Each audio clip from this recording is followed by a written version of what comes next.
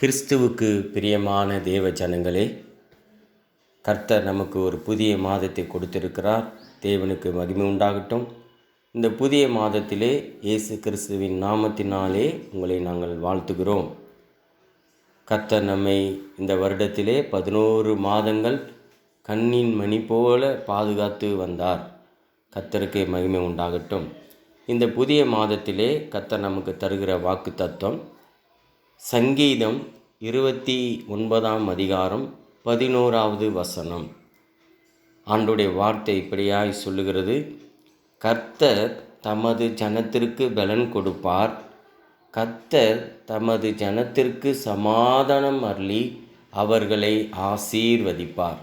என்ன ஒரு அருமையான வாக்கு தத்துவம்! கர்த்தர் தமது ஜனத்துக்கு பலன் கொடுப்பார், கர்த்தர் தமது ஜனத்துக்கு சமாதானத்தை தருவார், கர்த்தர் தமது ஜனத்திற்கு ஆசீர்வாதத்தை தருவார். ஹல்லேலூயா! தேவனுக்கு மகிமை உண்டாகட்டும். பிரியமான தேவ ஜனங்களே, இந்த நாளிலே கர்த்தர் தருகிற வார்த்தை, கர்த்தர் தருகிற ஆசீர்வாதம். ஆமேன், ஹல்லேலூயா. ஒருவேளை வியாதியிலே பலவீனத்தோடு சுகவீனத்தோடு இருக்கிற உங்களை பார்த்து கர்த்தர் சொல்லுகிறார், இந்த புதிய மாதத்திலே, இந்த புதிய நாளிலே நான் உனக்கு பலன் கொடுப்பேன் என்று கர்த்தர் வாக்கு கொடுக்கிறார். இரண்டாவதாக, நிம்மதியை இழந்து ஒருவித போராட்டத்தோடு பிரச்சனையோடு கலக்கத்தோடு இருக்கிற உங்களை பார்த்து கர்த்தர் சொல்லுகிறார், இந்த நாளிலே, புதிய நாளிலே, புதிய மாதத்திலே நான் உங்களுக்கு சமாதானத்தை தருவேன், நிம்மதியை தருவேன் என்று கர்த்தர் வாக்கு கொடுக்கிறார். இந்த உலகம் கொடுக்கிற சமாதானத்தை அல்ல, என்னுடைய சமாதானத்தையே உங்களுக்கு தருகிறேன் என்று வாக்கு கொடுக்கிறார்.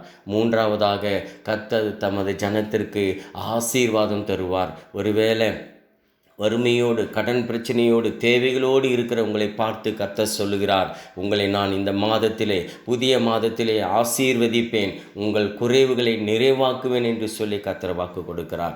அருமையான தேவ ஜனங்களே, இந்த வாக்கு தத்துவத்தை பிடித்து கொள்ளுங்கள். கர்த்தர் உங்களுக்கு பலன் கொடுப்பார், கர்த்தர் உங்களுக்கு சமாதானத்தை தருவார், கர்த்தர் உங்களை ஆசீர்வதிப்பார். கர்த்தர் அப்படியே செய்கிறதுக்காய் நன்றி. தேவனுக்கு மகிமை உண்டாகட்டும். கர்த்தர் உங்களை ஆசீர்வதிப்பாராக. ஆமேன், ஆமேன்.